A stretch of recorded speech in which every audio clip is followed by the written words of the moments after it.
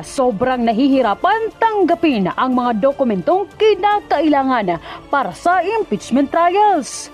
Mga buntot ng mga kongresista nangingisay na sa kaba habang papalapit ang malaking harapan nila ni VP Sara. Pero bago ang lahat, kung hindi pa kayo nakapag-subscribe sa channel na ito, please do subscribe para mas maging updated pa kayo sa mga susunod kong mga videos. Tostadong-tostado ang House Prosecution Panel matapos tadtarin ng pamumuna ng isang political strategist dahil sa pagkontra nila sa pahayag ni Senate President Chis Escudero na pinahihirapan nila ang pagproseso ng impeachment trials. Pananalampak pa nito, natatakot na umano ang Kamara kaya hindi muna nila pinapausad ang impeachment trial. Officer of the Impeachment Court was also asked in a press conference earlier today kung pwede po bang walang compliance ang House sa second requirement pero magsasubmit sila ng appearance ng PROSEC. Ang sagot po ni SP Chis, lahat yon posible, ayokong pangunahan, sa tigas ng ulo nila, ayaw ngang tumanggap ng pleading, di na ako magugulat kung gawin man nila yon. Biruin mo, pagtanggap lang ng order, pagtanggap lang ng pleading, pagtanggap lang ng answer, pagtanggap lang ng appearance, pati yon papahirapan, so di na ako magugulat. And then later on he said, pero magkikita-kita kami sa tamang panahon, kaugnay niyang ginagawa nila sa panahong ito. Your comments po? Well, hindi naman kami nagpapahirap. Kaklaruhin natin kung ano yung mga factual na pangyayari doon sa mga binanggit ni Senate President Chis Escudero. On June 11, during the last session day of the 19th Congress, a motion was made to defer the acceptance of the remand of the articles of impeachment, which was approved by the plenary. So, kaya hindi pa matanggap ng House because there was a motion approved sa plenary. Doon naman sa entry of appearance, again, pinapaliwanag natin, wala naman tinanggihan. Hindi nga lang kasi nagpakilala ng maayos ang mensahero kung ano yung binibigay nila sa House na dokumento. Hindi naman sinabi kung entry of appearance to o para saan. Walang tinatanggihan, walang pinahihirapan. Ang gusto natin, isang trial na magawa forthwith. Thank you po. Thank you, Tina. We will now move on to the next questions from Melalis Moras of TV4. Hi, good morning po. Ma'am, follow-up lang din po dun sa tanong ni Ate Tina. Kasi may nabanggit din si SP Chis Escudero na about dun sa hiningan siya ng reaksyon sa mga statement nila retired SC Justice Antonio Carpio at iba pang mga tao na talagang tinututulan nila yung posibilidad na hindi matuloy yung trial. Pero ang sabi ni SP Chis Escudero, gigil na gigil lang sila, hindi ko trabahong pawiin yun. Ano pong masasabi nyo given that the House Prosecution Team is really pushing din na talagang matuloy yung trial at makapagpresenta po tayo ng ebidensya? Kasi dapat lang matuloy ang trial. Yun naman na nakalagay sa saligang batas eh. Wala naman tayong pinaghuhugutang pang personal o pang politika. Ang sinusunod lang natin, yung nakalagay sa saligang batas, which is to proceed with the impeachment proceedings forthwith.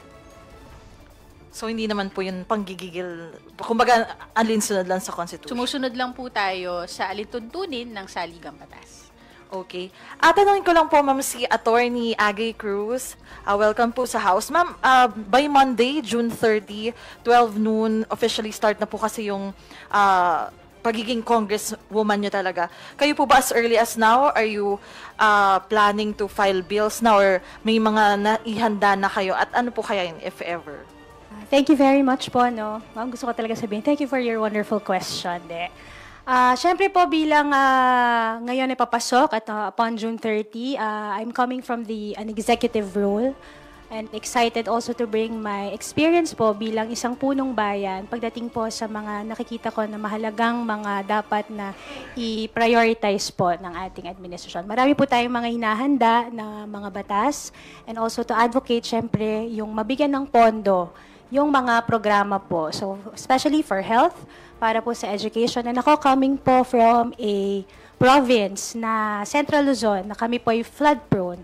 So, isa din po yan sa mga gusto namin na i-advocate for a master plan, for flood mitigation, disaster resiliency, and many others, especially in areas of, again, health, education, and resilient infrastructure.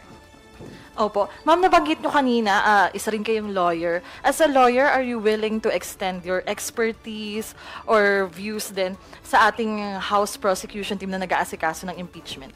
Well, I wouldn't exactly say that I am an expert. So for now, as an incoming po na district representative, I am just, I appreciate na nakikita po natin na gumagana po ang ating mga democratic institutions. Bawat panig po ay napapakinggan. I think yun po yung pinakamahalaga. No? As we move forward, ako din, just like you, no, I'm also waiting for more information as they come, being now as a neophyte po na district representative. And if necessary or called upon to do so, to give my opinions, which I feel like, of course, bilang tinig, dahil ako po hinalal para maging boses po ng aking mga kadistrito, yun din po yung aking ipapahayag. I feel na it's very important that we be more transparent also with the process, the procedures, and I am just here to also fulfill my mandate as a district representative. So, yan lang po. Opo. Sulitin ko na po yung chance. Soundbite lang po dun sa mga recent statement ni Speaker Romualdez, Attorney Abante, and even Kong, you can also answer. Ano po yung masasabi nyo dun nga sa sinabi ni Speaker na suportado niya yung pagkakaroon ng overhaul sa National Food Authority para mapababa yung presyo ng bigas? And gaano to ka-importante? Kasi ngayon, when it comes to prices, talagang nagwo-worry din yung ating mga kababayan dahil dun sa magiging posibleng epekto ng Israel-Iran war. Yes, the Speaker supports the NFA revamp bill, no? Kailangan talaga natin ng legislative measure para maging sustainable ang polisiya na walang pamilyang Pilipino na magugutom. Sabi nga, rice is life. So, habang binabalanse natin yung kailangan na pangalagaan at protektahan ng ating mga magsasaka, kailangan din natin ng pagbalanse nito na masiguro na yung kakailanganin na mga idadagdag na mga tulong sa ating mga magsasaka ay hindi naman magiging pabigat din sa mga consumers na kailangan na tumanggap nung mga magiging dagdag. So, we are looking forward na mapag-usapan to sa Kongreso, sa Kamara, at ma-prioritize. Again, also I echo the sentiment of Attorney Abante on behalf of the Speaker. Naniniwala po tayo talaga namang totoong rice is life. So, ramdam na ramdam po namin yan. Lagi pong hinahanap ang murang bigas. Hindi naman po nawawala sa lahat ng hapag ng kanin po para sa mga Pilipino. Importante lang po siguro para po sa akin, I know, I understand that this has been referred by the DA in order to become legislation is we balance po the protecting our consumers but also protecting our farmers na masigurado din po natin. At hindi din po with an introduction of the reform, giving the powers again to our NFA, if so passed, that we also make sure that we have safeguards to protect against the lessons that we have learned from the past of possible abuses. So, yun po siguro yung dapat na tutukan po namin bilang mga bagong legislador na masigurado po natin that the goals of this reform, yung outcome will be achieved. Is protect our farmers and also help our consumers to be able to eat at walang magugutom at dapat lagi pong may rice for all din po para sa ating lahat. Opo. And may statement din kahapon si Speaker Romualdez on expanded PhilHealth coverage na sinasabi nga niya this is a big win for ordinary Filipinos. Mas mataas na yung dialysis at transplant coverage pati emergency care support. Sa 20th, ano pong masasabi nyo rito? At sa 20th Congress, paano bibigyang prioridad ng Kamara yung mga hakbang para sa kalusugan? Napakagandang balita yung pagbibigay ng dagdag na mga benepisyo under the PhilHealth para sa ating mga kababayan. Yung dating 90 sessions lang para sa dialysis, naging 156 na, halos triple pa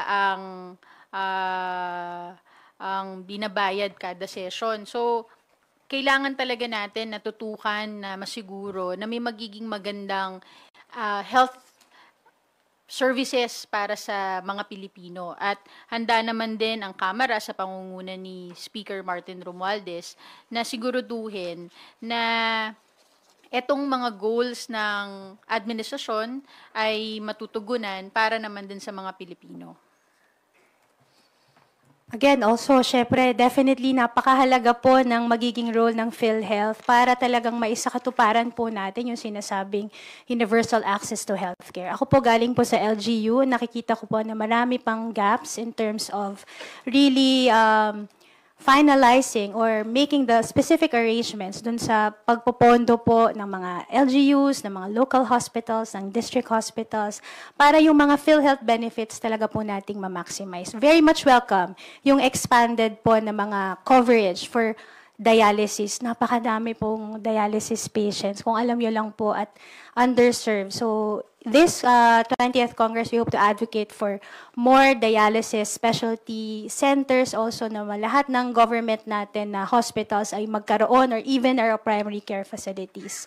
Moving forward po, important din na yung primary healthcare as connected with PhilHealth, PhilHealth e-consulta, lalo pong mas malaman ng ating mga kababayan na maaari pong magpakonsulta dahil ayaw po natin na mag-antay na sila na kailangan na nilang mag-dialysis o kailangan na po talaga nilang gamitin ang kanilang PhilHealth dahil sila ay may sakit. Pinakamahalaga, ma-promote po natin.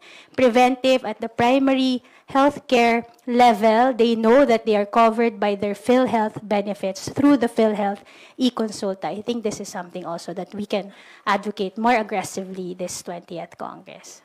Opo, sorry, last na po talaga. Ma'am, meron din kasing, yun nga yung sinabi ni Speaker Romualdez, following dun sa pinangunaan mismo ni Pangulong Ferdinand R. Marcos Jr., yung pagsira dun sa halos 8.9 billion, recently yung pagsira sa 8.9 billion pesos worth of shabu. And sabi nga ni Speaker, he reaffirmed the full and unwavering support of the House dito nga sa intensified campaign against illegal drugs. Isingit ko na lang, ma'am, bukod sa ano pong masasabi nyo rito, with this, kasi alam naman natin yung House Squad Committee, isa to sa mga binantayan, yung kung ngayon bloodless campaign, yung mga naging pagkamatay ng mga nung mga nakaraang administrasyon dahil sa drug war. Maipagpapatuloy po kaya itong Quadcom sa 20th Congress? On the Quadcom hearings, no, I understand nabanggit din ng mga previous chairs na they're hopeful na merong mga magtutuloy ng investigation sa 20th Congress. Siguro pagka simula ng 20th Congress, pag na-organize na ang iba't ibang komite, makikita na natin doon kung sino-sino ang talagang magtutuloy na nasimulan ng Quadcom on the 90th Congress to the 20th. Napakarami pa natin kailangang pag-usapan, talakayin, imbestigahan para masiguro na matugunan yung kampanya laban sa illegal na droga. Maganda nga yung napakaganda nung nangyayari ngayon sa bagong administrasyon kung saan hindi prioridad yung mga pagpatay, kundi yung paghuli ng mga source of illegal drugs. Nakita natin kung gaano nakadami ang nahuhuli ngayon, na-address, pero marami pa tayong kailangan gawin. Masisiguro ng Kamara na buo ang suporta ng Kamara de Representante para masiguro na merong tamang pondo, yung mga batas at suporta para talagang ma-address ang problema ng illegal na droga sa ating bansa. Sa akin naman po, no, we have yet to organize into committees. So I think I would assume that it will come after our State of the Nation address. But ako po bilang isang neophyte, hindi lang man po siguro sa paggagawa ng ating mga komite, I think it's very important that during budget deliberations, meron po tayong ginagawa to strengthen our police force at the local level. No? Hanggang ngayon, hindi po